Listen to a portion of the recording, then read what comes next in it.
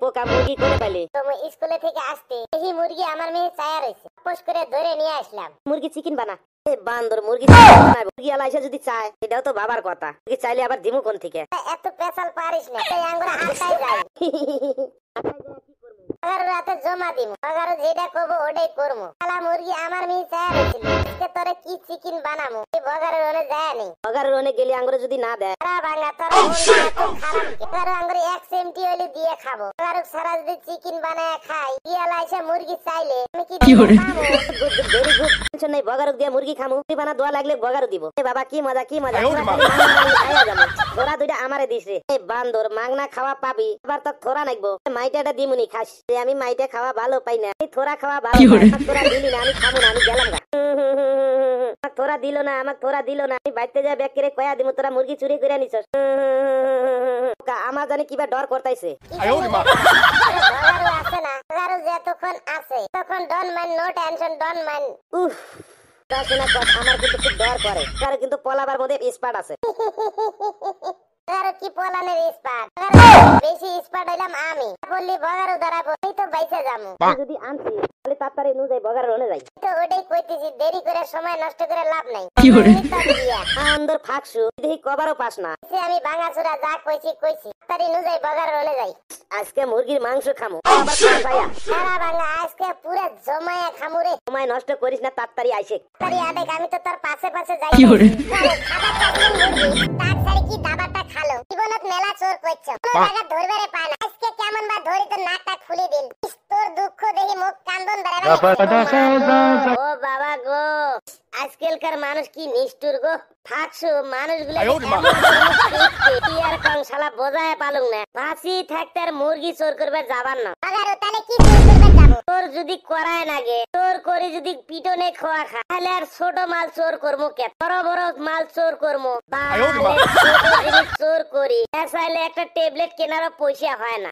তুই ঠিকই করছিস রে, ভিতরে ভিতরে থাকি খালি পিটনে খাওয়া খায়। আজকে থেকে আমরা বান্দর হাতি চোর করবো। হাতি পাবো কটাই? এমনি মজা করলাম তোর সাথে। বান্দরটা ঘুরি চাপে ফাড়ে দিম জানিস।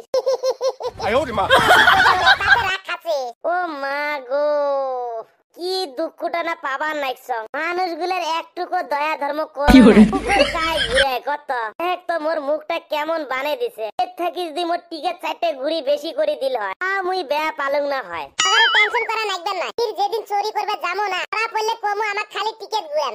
আন্দর ফাকসু ঘুরি খাইলুম মুই, তুই ওর সাথে মজাক নাগে দিছিস না। ফির কোনদিন চোর করবে যা যদি ধরা পড়, ডাইরেক্ট মুই তোক দেখাই দিম। আর মাইরি কলম ভুল হয়ে গেছে, এরকম কাম করিস না।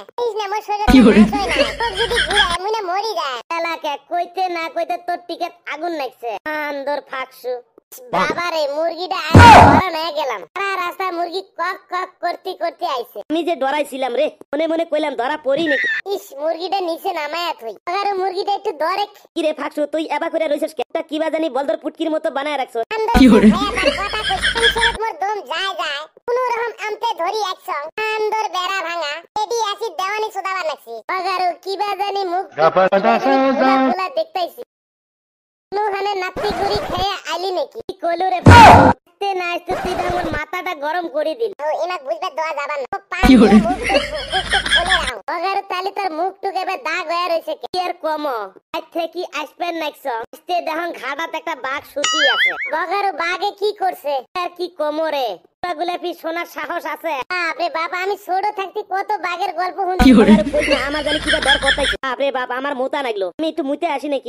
আন্দর বাঘের কথা শুনতে ফিরে এলা মোতা নাকি। আরে তারপরে বাঘ দেহা পায়া আস্তে আস্তে বাঘের বগলে আসি বসলো। আরে বাঘ তোরে কি কইলো রে? বাঘে কইলো বাঘের মাংস খাইতে মুখ সেই ভালা না। কথা শোনা পায়া এমন দৌড়াইছে। আন্দর বাঘটা যাইবার সময় মোর লুঙ্গিটা খুলি নিয়ে গেছে। লুঙ্গি আনবার জন্য বাঘের পাশে দৌড়াইতে ওর এই নকশা বদলি গেছে। এটা তো খুব দুঃখের বিষয়।